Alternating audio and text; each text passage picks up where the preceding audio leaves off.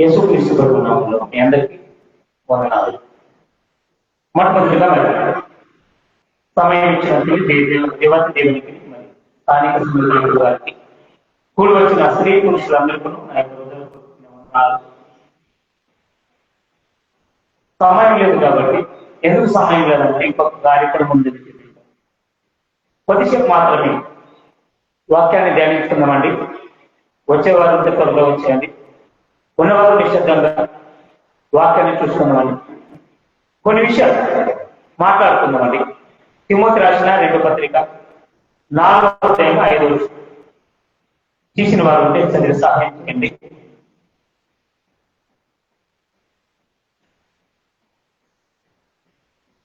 Timothy రాసిన 2వ పత్రిక 4వ అధ్యాయం 5వ వచనం.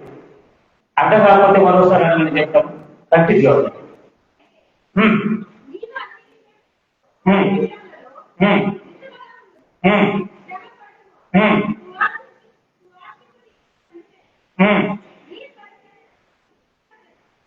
చాలు కలుస్తున్న చిన్న ప్రార్థన చేసుకుని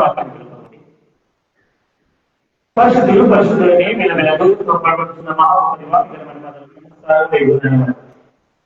ఇచ్చిన సమయాన్ని సద్వినియోగం చేసుకోవడానికి మాట్లాడుతుందిగా నా కృప. మరి నేను కాదు నా మాట్లాడాలి. మీ పిల్లలకు సంబంధించినటువంటి జ్ఞానం ఆలోచన మీరు మాట్లాడుతున్నారు. వినే వీటిలో నా కృప ప్రతి ఒక్కరికి వినే ప్రతి చోటు మనసు దయచేస్తారు. యేసుక్రీస్తు అతి శ్రేష్టమైన కృష్ణ మంచిదండి. ఇంతవరకు ఎవరికి తెలియని సంగతులేం కాదు. ఎన్నోసార్లు బైబిల్ చదువుతాం, ఎన్నోసార్లు వాక్యాన్ని చూసుకుంటాం. అప్పుడప్పుడు ఏమవుతుందంటే మనము దాన్ని అర్థం చేసుకునే విధానం మాట్లాడు. అపోస్తలుడైన పౌలు గారు తిమోతి గారికి రాస్తూ ఆ మాటలు ఒక మాట చెప్పారు. నీవు సువార్థికునిగా పనిచేయి, శ్రమపడు అన్నిటిలోను, కానీ నీ పని మాత్రము మధ్యలో వదిలేయండి. ఈరోజు క్రైస్తవం పడిన వారు కొన్ని విషయాలు సూటిగా నేర్చుకోవాలి. సమయం లేదు కాబట్టి వాక్యం కంటే కొన్ని మాటలు డిస్కషన్ చేస్తున్నాం. వాక్యాన్ని జీవిత చరిత్రాన్ని ఒక్కసారి పక్కన పెట్టి చూసుకోవాలి, గుర్తుపెట్టుకోవాలి. వాక్యాన్ని చదువుతున్నప్పుడు ఆ వాక్యాన్ని మన జీవితాన్ని పక్కన పెట్టుకుని చూసుకోవాలి. ఈ వాక్యం వల్ల నాకు వచ్చే లాభం ఏంటి, నష్టం ఏంటి? ఎన్నోసార్లు చర్చికి వెళ్తారు, లేకపోతే ఎన్నోసార్లు మీటింగ్లకు వెళ్తారు, ఎన్నోసార్లు ఆరాధనలో పాల్పొందుతారు, లేకపోతే ఎన్నోసార్లు వాక్యాన్ని మీరు ఇంట్లో కూడా చదువుకోవచ్చు. కానీ ఎప్పుడైనా ఒక సంగతి గమనించారా? మీరు అందరూ పనిచేసుకునేవారన్నా? మీరు పనికి పోతే మీకు పైసలు ఇస్తారా, ఫ్రీ చేసి ఇస్తారా? నేను మాట్లాడిన దానికి నాకు జవాబు ఇస్తే మీరు వింటారని అంటారు. లేకుంటే మీ మనసు ఎక్కడో పెట్టి ఇక్కడ కూర్చున్నారనుకుంటారు. అర్థమవుతుందా? మీరు చేసే పనికి పైసలు ఇస్తారా లేదా? ఇవ్వకపోతే గొడవ పడేమని తెలుసుకుంటారు లేదా? అంతేనా? సాయంత్రం వల్ల మీరు పని చేశారు, సాయంత్రం అయిపోయిన తర్వాత ఇవి ఫ్రీగా చేసేదంటే ఎంత ఆనందంగా ఉంటుంది చెప్పండి. పని చేసిన వాళ్ళ మొత్తం ఎంత ఆనందం ఉంటుంది ఫ్రీగా చేసినట్టే. మొక్క చిత్రం మారిపోతుంది. ఇంత కష్టపడి పని చేస్తే పైసలేవనండి. ఈ సంగతి నేను పనికి రాక మొదలు, నేను పనికి వెళ్ళక మొదలు చెప్పాను అంటారా కదా?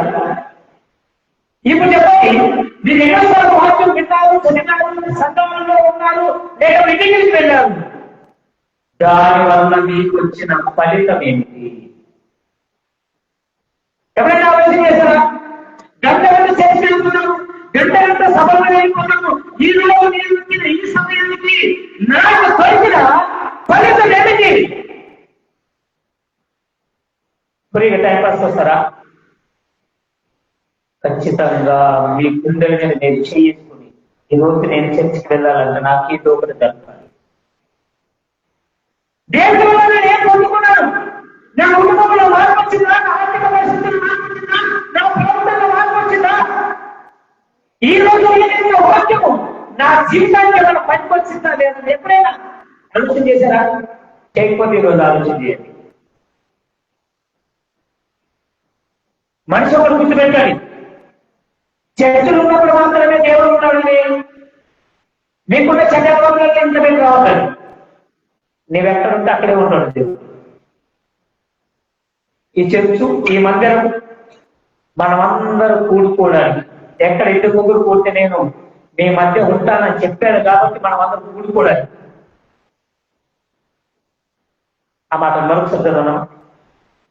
అపస్తులైన పౌలు తన అంత్య దినాలు, ఆఖరి దినాలు అంటే ఆయన చనిపోయిన ముందు చెరసాలలో ఉండి తిమోతికి రాస్తూ చెప్తున్నాడు, నేను మరణించడానికి సమయం సిద్ధమైంది, నీవెలా ఉండాలి అని చెప్తూ, అయితే నీవన్నీ విషయంలో జాగ్రత్తగా దాన్ని బట్టి కట్టే పట్ట వరకు మాట్లాడే మాట వరకు ప్రతిదీ దేవునికి ఇష్టమైనదని.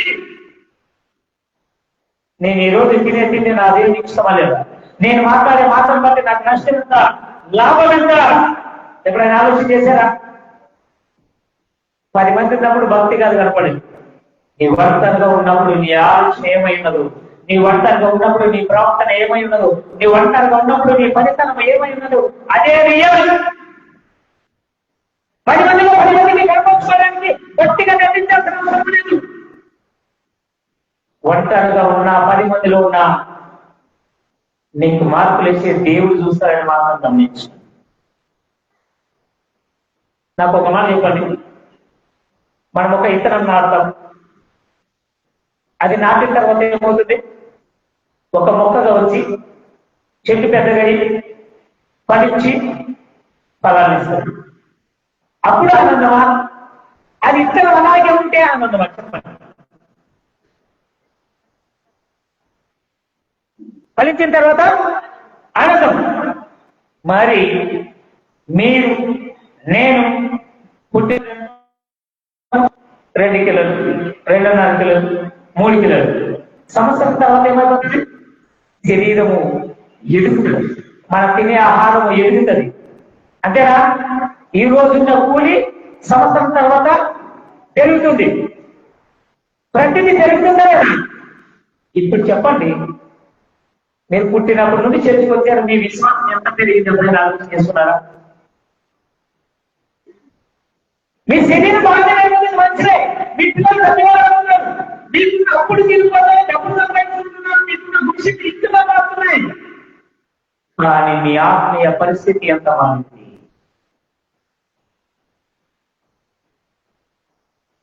ఎంత మార్చున్నారు మిమ్మల్ని? ఎలాగైతే పనికిరాని చెప్పి నరికి పారేస్తాము, నీవు నేను ఆత్మీయతలు ఎదగకపోతే దేవుడు అలాగే నిన్ను నన్ను ఏం చేస్తాడు? చెప్పండి. ఆకలేదా? తీసుకుపోయినా ఆకలేదు.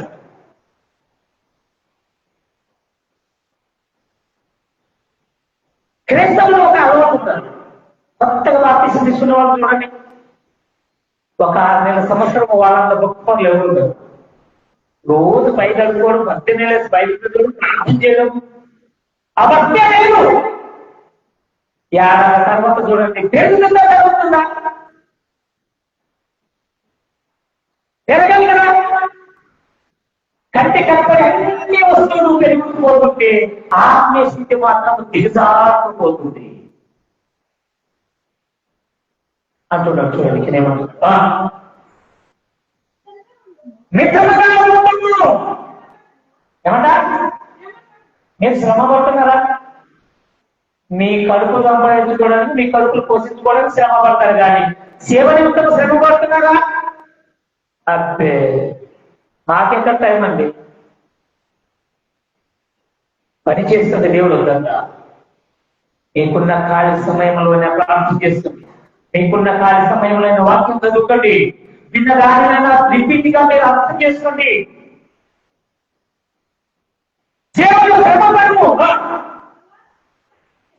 సువార్థికునిగా పని చేయాలి. మరి నీకు నాకు ఈ భూమి మీద ప్రాణం ఇంకా ఉందంటే ఏముంది? దేవుని పని చేయడానికి పెట్టాడు. పెళ్లి చేసుకోవాలా, చెట్లు కావాలా, మంచి భర్త కావాలి, మంచి భార్య కావాలని కాదు. ఈ లోకానికి ఎక్కడ ఉందో వచ్చాము. తల్లి గర్భంలో ఎంతో ఆ ఆత్మని మనం తిరిగి అట్టే పరిశుద్ధంగా ఉంచాలి దేవుడు. ఇప్పుడు చెప్పండి, మీకు అందరికీ మొబైల్ అంటే తెలుసు. దాని వాల్యూ ఎంత చెప్పండి? ఇంచుమించు 10,000 పైన ఉంటుంది. సపోజ్ మీ దగ్గరికి వచ్చి మీ ఫోన్ నాకు ఏమి ఒక కాల్ చేస్తానంటారు, మీరు ఇచ్చారు. దాని డిస్ప్లే బాగా ఇస్తే మీరు ఎంత ఆనందపడతారు చెప్పండి? రియాక్షన్ ఏంటి? మీకు అర్థం కావడానికి చెప్తున్నామండి. మీ ఫోన్ నేను పగలగొట్టిస్తే మీకు ఎత్తుంటది. అవుతున్నారు ఆనందమేనా? ఎట్లా ఉంటది? నోర్లు ఇప్పండి అంత. నా మీ చేతికి అనిపించింది అట్లే లేదంటే కొత్త మన దేవుడు తల్లి గర్భంలో ఎంతో పరిశుద్ధంగా అమలు పెడితే ఈ లోకంలో సినిమాలని, శిఖాలని, లవ్వులని, కవులని తిరిగి పాడు చేసి దేవుడికి ఇస్తే దేవుడు ఎలా తీసుకుంటాడు? దేవుడు ఎంతో గొప్ప అవకాశం ఇచ్చాడు. కానీ నీకు ఇష్టం వచ్చిన బతికినాను, నీకు ఒక ఆలోచన ఉంచుకునేటువంటి ఒక తీరు వచ్చినప్పుడు ఇది తప్పని తెలిసి నీవు సరి చేసుకోవడానికి బాప్తిస్మం పొంది నీ జీవితాన్ని పాత దేవుంత పక్కన పెట్టేసి దాన్ని పాతి పెట్టేసి కొత్తగా జన్మించడానికి కొత్త అవకాశం ఇచ్చాడు. అప్పుడు నీవు సరి చేసుకుని దేవుడికి ఇస్తే దేవుడు నీ డిస్ప్లే మార్చి ఇచ్చినట్టు ఉంటాడు. లేదంటే కొట్టాలకు వస్తాడు. నాకు పిల్లగాలని చేసి మా ఐదుకి వస్తున్నాను. ఇవన్నీ సింపుల్ గా ఉన్నావు కదా. ఇక్కడ నుండి వెళ్ళిన తర్వాత ఎక్కడికి పోతాం? ఎలా ఉండాలి తెలుసా? అది తెలుసుకోవాలి. ఎంత భయంకరంగా ఉంటుందో తెలుసా? చూడండి అవసరం.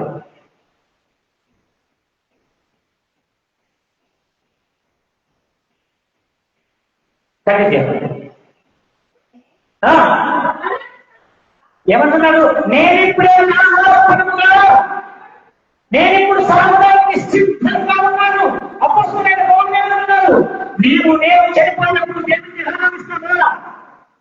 మనం ఎలా బదులయ్యేవాళ్ళని కాదు, నీవు దేవుడిని ఎందుకు నమ్ముకునేవాళ్ళని కాదు, ఎలా నమ్ముకునేవాళ్ళని కాదు. పాయింట్, నీవు చనిపోతున్నప్పుడు నీ ఆత్మీయ పరిస్థితి ఎలా ఉండాలని చాలా చాలా ప్రాముఖ్యం.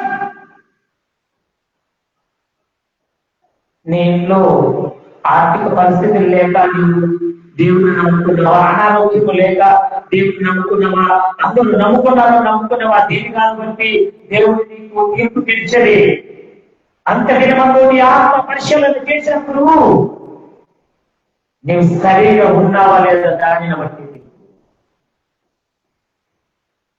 ఇదిగో నేను చేయడానికి సిద్ధంగా ఉంటే నేను చనిపోవడానికి సిద్ధంగా ఉన్నా, ఇకపైన నేను ఉంటాను అని చెప్పుతూ ఏమంతా చెప్తున్నాను. నేను వెళ్ళిపోతున్నాను, సమీపమైన చనిపోయే సమయం దగ్గర పడుతుంది. ముసలివాడయ్యాడు. రోమియా ప్రాంతంలో ఆయన చంపేయడానికి సిద్ధంగా ఉన్నాడంట. అనారోగ్యంతో ఆయన చనిపోవాలా. ఆయన పక్కకు వచ్చి గొంతు తెగనరికాడు. ఇప్పుడు చెప్పండి, మీ గొంతు తెగలంటారంటే మీరు ఇష్టపడతారా? ఇది సేవకునికి ఉన్నటువంటి లక్షణం. సేవ నిమిత్తం చావడానికి ఆయన సిద్ధపడుతున్నాను కానీ ఈ లోకంలో బ్రతకడానికి సిద్ధపడద్దు. ఈ లోకంలో నీకు ఎంత సమయం ఇచ్చానంటే సమయమే.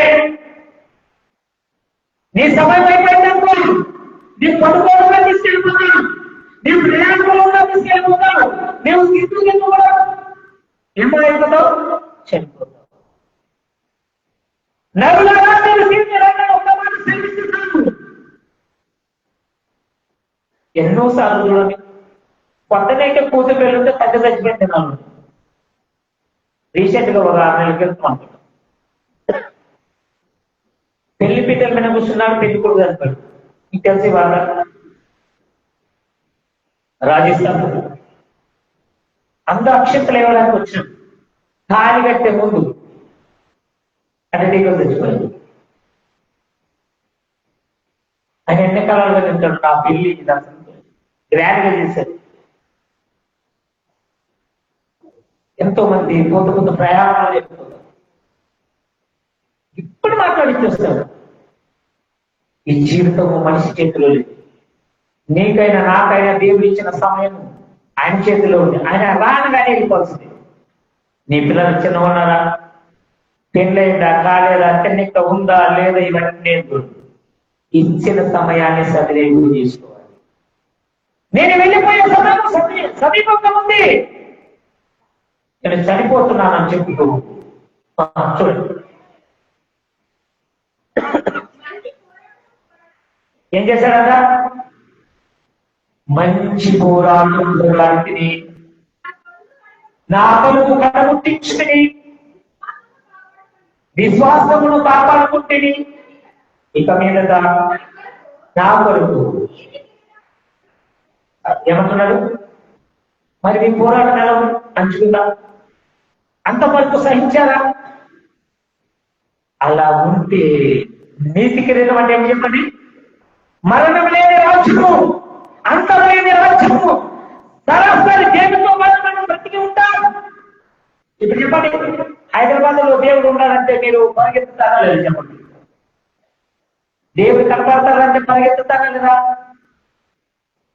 రాజ్యంలో వచ్చాడు దేవుడు అంటే మీరు ఏం చేస్తారు చెప్పండి? కొత్తగా దేవుడిని చూడాలంటే ఏం చేయాలి చెప్పండి? చావాలి. ఇదే నిజం. నీవు దేవుడు చూడాలంటే ఏం చేయాలి? చనిపోతుందే శరీరంలో ప్రాణంగా దేవుడు చూడాలి. ఎక్కడికి వచ్చేద్దాం ఒక మాట, ఇక్కడికి మనం చూడాలి. ప్రసంగి గ్రంథం 12వ అధ్యాయం 7వ వచనం.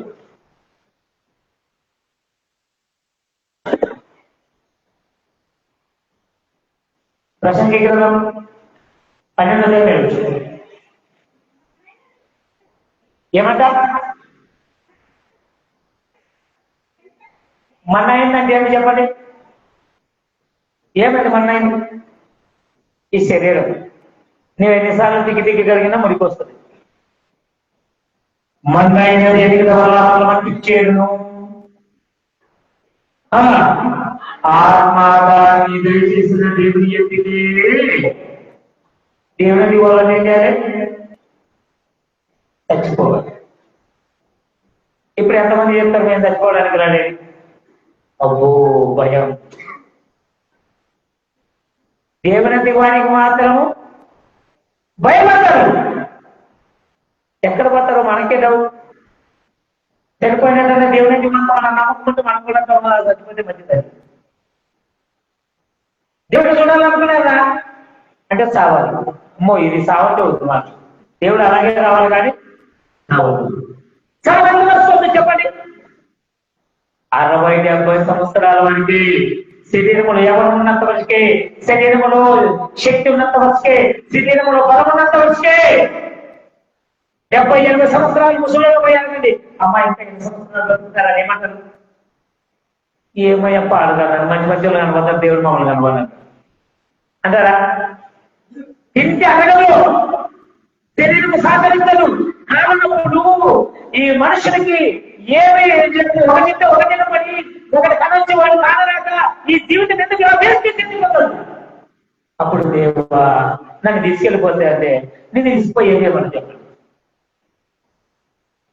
శరీరంలో ఎవరు ఉన్నప్పుడు మాత్రం సావదు. మన పనులు మనం చేసుకోవాలన్నప్పుడు మాత్రం సావు కావాలి. ఒకటి గుర్తుపెట్టండి, ఎప్పుడు వచ్చినా గుండెల మీద చేసుకొని కన్ను మూసిన మనుషులు మీద నా దేవుడితో ఉంటానన్న నిరీక్షణ, భయం, భక్తి కలిగి జీవించాలి. అప్పుడైతే మీరు క్రైస్తవులు. చెప్పుకొస్తే క్రైస్తవులు కాదు, ప్రార్థన చేస్తే క్రైస్తవులు కాదు, ప్రార్థన చేస్తే క్రైస్తవులు కాదు. మరణించే మనుషులు మీ దేవుడితో ఉంటానన్న నమ్మకం కలిగినప్పుడే క్రైస్తవులు. తిమోతి రాసిన పత్రికలో ఒకసారి వచ్చేది అక్కడికి ముగిచేస్తారు. సమయం అయింది కాబట్టి కార్యక్రమం ఉంది, 10 నిమిషాలు ముగిచేస్తారు. ఆ మచ్చలు అది కదండి. నా కొరకు జీవితం నాకు మాత్రమే కాదు అని చెప్తూ అంటున్నట్లు ఏమన్నా ఆ దినమందు అంత దినమందు తీర్పు తెలుస్తున్నప్పుడు నీతిగా న్యాయాధిపతైనా నాకు మాత్రమే కాక ఎవరైతే యథార్థత కలిగి దేవుని బోధిస్తారో, యథార్థత కలిగి దేవుని విశ్వాసిస్తారో, పరిశుద్ధత కలిగి ఉంటారో వారందరికీ దేవుని రాజ్యంలో ఉండే అవకాశం ఉంటుందంట. మరి ఆ బాధ్యత మనకుందా? అలా నడుచుకుంటున్నామా? ఎలాగైతే మీరు పనిపోయి జీతం తెచ్చుకుంటారో, ఎలాగైతే మీరు పనిపోయి పైసలు తెచ్చుకుంటారో అదే ప్రకారమే తెలుసుకొచ్చినప్పుడు ఈ రోజు నాకు వచ్చిన లాభం ఏంటి, నేను వెళ్ళి ప్రార్థన చేసుకున్నా నాకు వచ్చిన జవాబు ఏంటి, నా ప్రార్థన విన్నారా తెలుసుకోవాలి. తెలుసుకోకపోతే చెప్పండి, షుగర్ వచ్చింది అనుకోండి, చేతి గాయం అయితే డాక్టర్ ఏం చేస్తారు చెప్పండి? షుగర్ వచ్చిన మనిషికి చేతి గాయమైంది అనుకోండి ఏం చేస్తారు? ఎవరికి చేయి తీసేస్తాడు. తీసేస్తారా? ఆ చేయి తీసేయకపోతే శరీరం మన సుఖానికి చచ్చిపోతుంది. కానీ శరీరం కూడా ఏం చేస్తాడు? తీసేస్తాడు. దేవుడు తన పిల్లలుగా తెచ్చుకున్న మనమైతే పాపం చేసి ఏం చేస్తాడు? తీసి నరకం వేస్తాడు. ఎక్కడ వేస్తాడు? మార్క్స్ 19 చూస్తారు కదా, 48 వచ్చింది.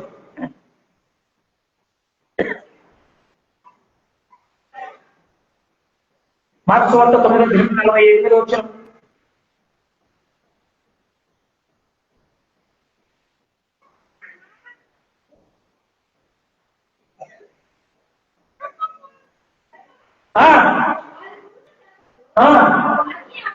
ఏమంట?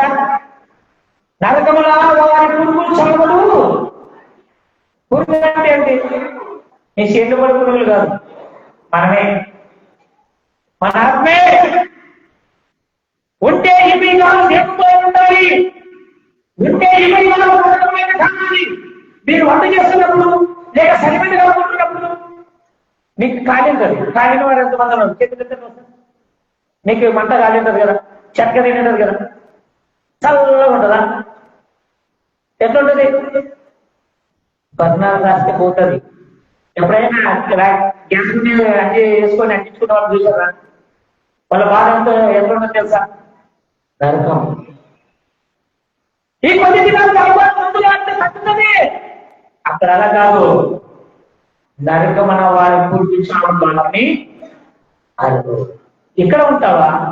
ప్రకటన గ్రంథం 23వ అధ్యాయం 3వ వచనం చూడండి. ప్రకటన గ్రంథం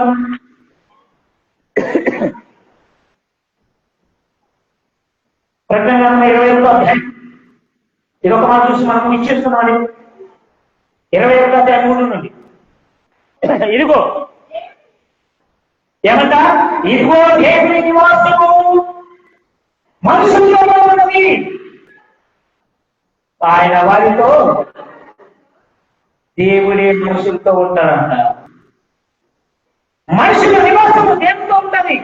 ఈరోజు నేను ఎలాగైతే కలిసి దేవాన్ని దేవుడితో మనకు ఉండే సమయం అవుతుంది. ఎక్కడ ఉంటారా? లేక ఆయన అగ్గిలో కారుతూ ఉంటారా? డిసైడ్ చేసుకోవాల్సింది మీరే. ఎవరు వచ్చి నేను ఎంతమే చేయాలంటే నేను పనున్నాను చెప్పలేదు. మీ క్రియ, మీ ఆలోచన, మీ పనితీరు, మీరు చేసే దాన్ని బట్టి మీ ప్రతిఫలము, మీరు నడుచుకునే నడవడతను బట్టే మీ ప్రతిఫలము. చదువు. వారు ప్రజలైనను దేవుడు తానేవారు దేవుడై ఉండి వారికి తోడై ఉన్నాడు. ఆయన వారి కనుల ప్రతి బాష్ప బిందువును తుడిచివేయను. మరణము ఇక ఇంతకన్నా వారికి కావాలి చెప్పండి. సాగులేని జీవితం కలిగి ఉంటారా? సాగులేని రాష్ట్రంలో ఉంటారా? ఈ బాబు అగ్నిలో కాలుతూ ఉంటారా? దిశ చేసుకోండి. ఈరోజు ఈ కంటి కనపడే జీవితం 60-70 సంవత్సరాలు, బలం ఉన్నంత వరకే సంతోషం. ఇలా కష్టపడినా దుఃఖపడినా నీ క్యారెక్టర్, నీ ఆలోచన దేవుడికి ఇష్టమైనదైతేనే సరే, లేదా నీవినంత డబ్బు ఉన్నా, ఎంత సంపద ఉన్నా, నరకానికి పోతే నేను పైస కూడా నేను అనుకుంటున్నాను. అలెగ్జాండర్ గురించి మీకు తెలుసా? అలెగ్జాండర్ గురించి చదివిన ప్రతి ఒక్కరికి తెలుస్తుంది. ఈ ప్రపంచ దేశాన్ని 33 సంవత్సరాల్లో రాజుగా ఏడాడు ఆయన. అనారోగ్యంతో చనిపోయినప్పుడు డాక్టర్లు పిలుచుకొని ఒక మాట అన్నాడంట, మొత్తం భూమి మీద ఎంత పెద్ద డాక్టర్ ఉన్నాడు, నాకున్న సంపద ఇంత కాదు, వజ్రాలు, వైడుగా, బంగారం కొట్టు కొట్టు నింపబడి ఉన్నది, మొత్తం ఇచ్చేస్తే కావాలంటే నన్ను బ్రతికించండి. మీరు బ్రతకరండి, మీకు ఆకలి కోరికమనంటే అడగండి అన్నారు. నాకు 3 కోరికలు ఉన్నాయన్నారు. ఏమే గమనించండి, ఏంటయ్యా మీ కోరికలు అంటే?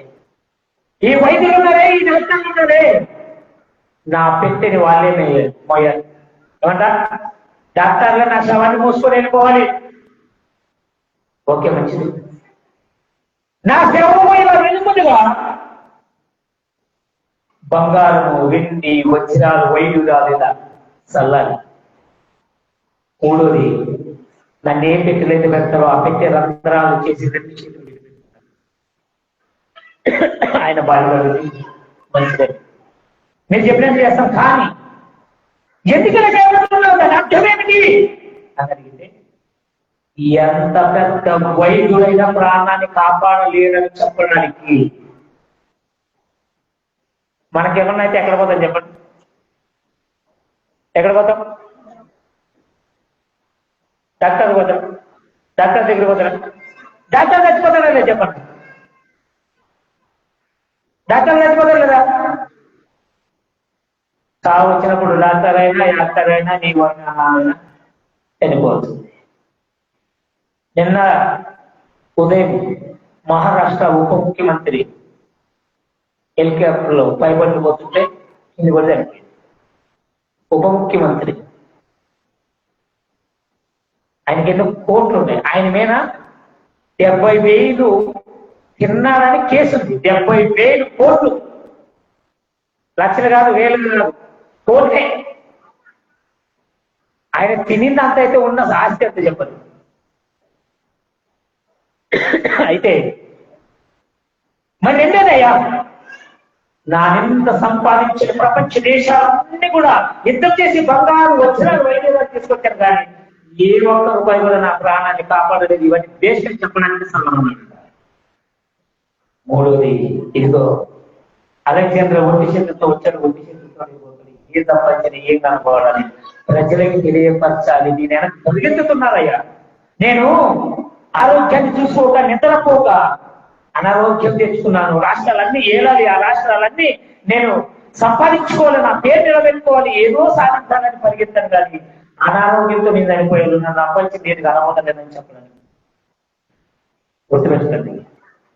మనము క్రైస్తవులుగా పుట్టినందుకు ఆనందించాలి, దేవునితో ఉండడానికి ప్రయాసపడ్డది. ఈ వాక్యం ఇంతకు ముగిస్తున్న కలవసిన ప్రార్థన.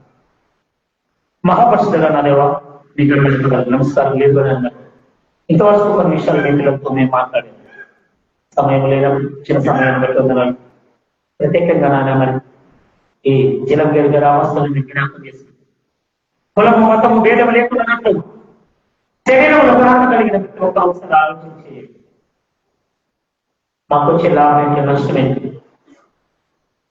ఇంతమంది చనిపోతున్నారే, మరి మేము ఎక్కడ పోతున్నామని, అయ్యా ఎక్కడ నుండి వచ్చాము అక్కడికి తిరిగి వెళ్ళిపోవాలి. ఇప్పుడు నాకు భయం కలిగి చేసిన ప్రతి ప్రార్థనకు జవాబు పొందే వారితో ఉండడానికి మీరు మీ పిల్లలు చూపించండి. విన్న మాటలు విడిచిపెట్టుకున్నాను వాళ్ళ జీవితంలో మీరు మార్చండి. నేను కదయ్యా నాతో మీరు మాట్లాడారు. ఒక మనిషిగా నన్ను చూడక మీ వాక్యంగా చూస్తూ వాక్యానుసారంగా జీవించడానికి మీ పిల్లలు మీ జ్ఞానం మీ ఆలోచన తెప్పిస్తుంది. మరొకసారి స్థానిక సంఘ కాకుండా ఆయన కుటుంబానికి దీవించి ఆశీర్వదించి అనేక విషయాల్లో మీరు వాడుకోండి. చక్కటి ఆరోగ్యాన్ని కొనుక్కోవడం మరి ఒకసారి నా ప్రభావం మరి ఇక్కడ కూడా వచ్చే ప్రతి ఒక్కరికి ఇంకా రామని నిశ్చేతిగా కూర్చోకూర్చుండగా మీరు ఎప్పుడు కూర్చొని నిర్ణయిస్తారు వేసుకుని నామలో విడిపించిన థ్యాంక్ యూ. కలిసి అందరి వందనాలు.